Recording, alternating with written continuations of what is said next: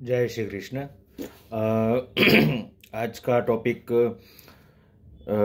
कपिल मुनि और उनकी माँ के बीच जो वार्तालाप हुआ था उसके संदर्भ में है।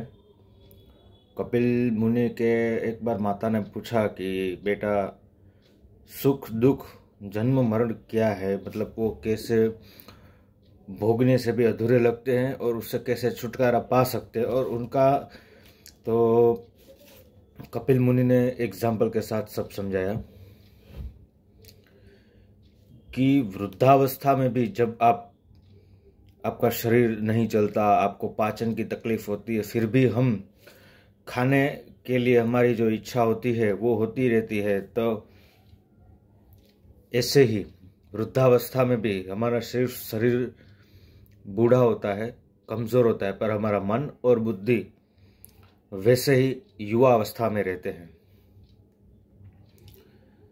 जैसे जैसे आपका मरण का समय समीप आता है, पास आने लगता है, तभी पाप और पुण्य नाम के दो दूत आते हैं जो यम के दूत होते हैं।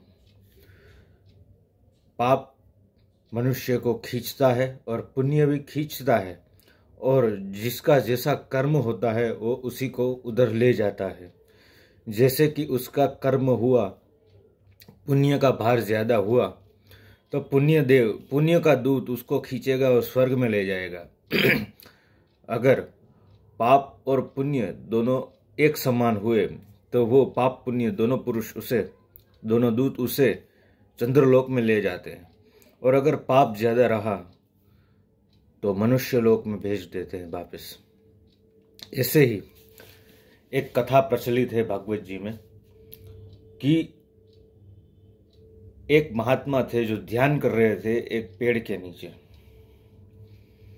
तभी वहां भागता हुआ चूहा आया और चूहे ने कहा, है मुनिवर, मेरे पीछे ये बिल्ली पड़ी है, आप कृपया मुझे बचाइए। चूहा महात्मा जी की गोद में बैठ गया और बोला कि मुझे बचाइए। तभी महात्मा जी ने कहा कि ठीक है, तुम्हें क्या बनना है। चूहे की बुद्धि कितनी होगी, छोटी होगी। उसने कहा कि अगर मैं बिल्ली बन जाऊंगा तो मुझे किसी का भय नहीं रहेगा। तो उसने कहा कि मुझे बिल्ली बना दो। तो महात्मा जी ने कहा ठीक है, मैं अब तुमको बिल्ली बना देता हूँ। जब वो बिल्ली बना तो दूसरे दिन उसके पीछे कुत्ता पड़ा था। फिर महात्मा जी के पास वो बिल्ली वापस आई और बोली, मेरे पीछे कुत्ता पड़ा है, आप मुझे बचाइए, या आप ऐसा करिए, मुझे कुत्ता बना दीजिए। फिर महात्मा जी ने कहा ठीक है, मैं तुम्हें कुत्ता बना देता हूँ। ऐसा करते तीसरे दिन उस कुत्ते के पीछे शेर पड़ा। शेर पड़ा। फिर वो महात्मा जी के पास आया, बोला अभी मुझे कुत्ता नहीं बनना, अभी मुझे कुत्ता नहीं रहना है, मुझे आप शेर बना दीजिए।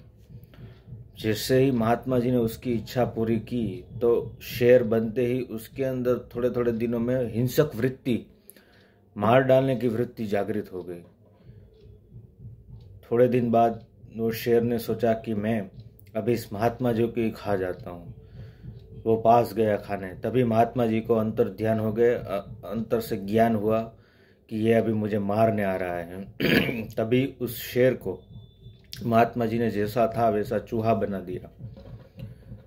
पर अभी भागवत जी में इसका तात्पर्य क्या है इस कथा का, तो इस कथा का तात्पर्य इस उदाहरण का तात्पर्य यह है कि ये हमको दर्शा रहा है कि कैसे हम हर जन्म में कुछ न कुछ बन के फिर वापस वही इस मृत्यु लोक में आ रहे हैं। कुछ भोग कर या कुछ पुण्य कर या कुछ पाप कर फिर से हमें इधर आना पड़ रहा है। तो मनुष्य सुखी भी हो रहा है और दुखी भी हो रहा है।